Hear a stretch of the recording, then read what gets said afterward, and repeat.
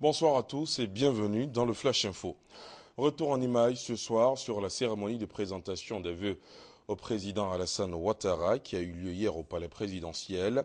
Ce soir, on s'intéresse aux partis politiques qui ont également présenté leurs vœux au président de la République.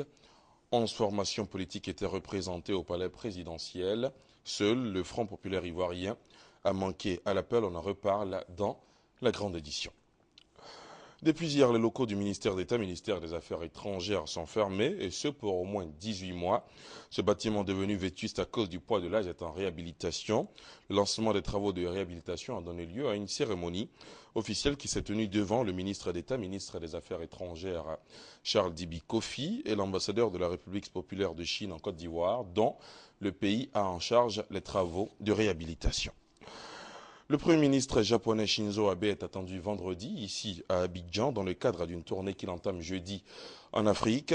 Selon la présidence ivoirienne, un sommet de haut niveau entre le Japon et la Côte d'Ivoire sera organisé lors de cette visite de Shinzo Abe.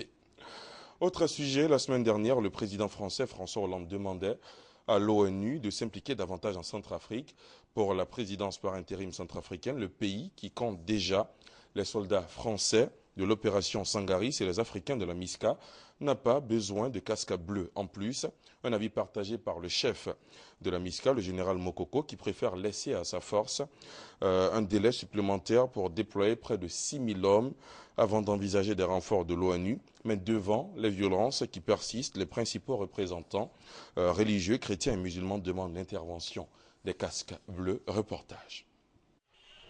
Au milieu des blindés français et des patrouilles de la force africaine, une famille fête un mariage à grands coups de klaxon. Instant de joie au milieu du chaos qui règne à Bangui. Malgré les 1600 soldats français et un contingent africain qui doit atteindre 6000 hommes, les violences perdurent toujours dans la ville. Au point que l'imam s'est réfugié à l'archevêché. Bien seuls les représentants catholiques et musulmans en appellent aujourd'hui à l'ONU.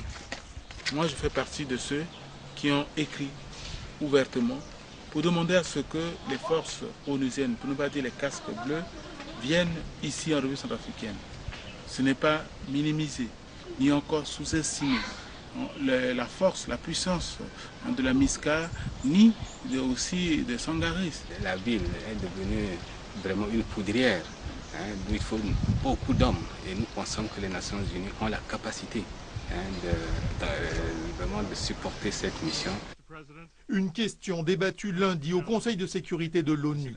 Un mois après l'intervention française, Sangaris, la situation sécuritaire et humanitaire est déplorable.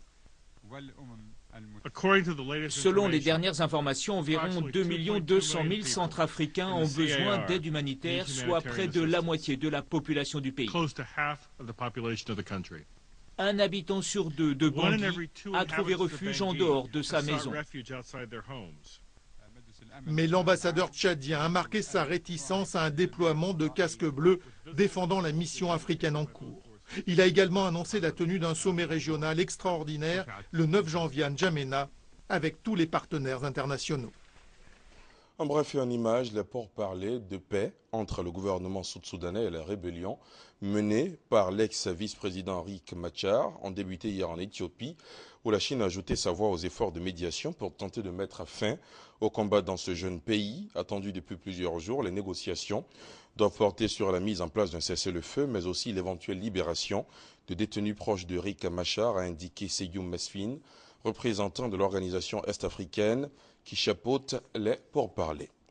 Et puis cette alerte à la tempête hivernale décrétée dans les États de New York, du New Jersey et de la Pennsylvanie et d'une partie de la Nouvelle-Angleterre. Cette tempête de neige qui frappe le nord-est des États-Unis est accompagnée de vents et de températures glaciales qui devraient descendre jusqu'à moins 13 degrés Celsius vendredi soir à New York. Depuis jeudi, quelques 3000 vols ont été annulés.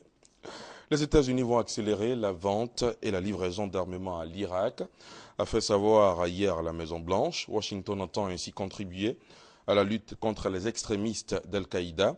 Washington fournira par ailleurs à Bagdad 10 drones de reconnaissance Scan Eagle dans les semaines qui viennent. Les 48 drones Raven, autres appareils de reconnaissance, suivront dans le courant de l'année, 3 hélicoptères Bell IA-407 ont en outre été livrés en décembre, ce qui porte à 30 le nombre d'hélicoptères vendus et livrés à l'Irak, a ajouté Jay Carney. On termine ce flash avec du sport, football. Le sélectionneur de l'équipe nationale de Côte d'Ivoire a échangé avec les journalistes aujourd'hui.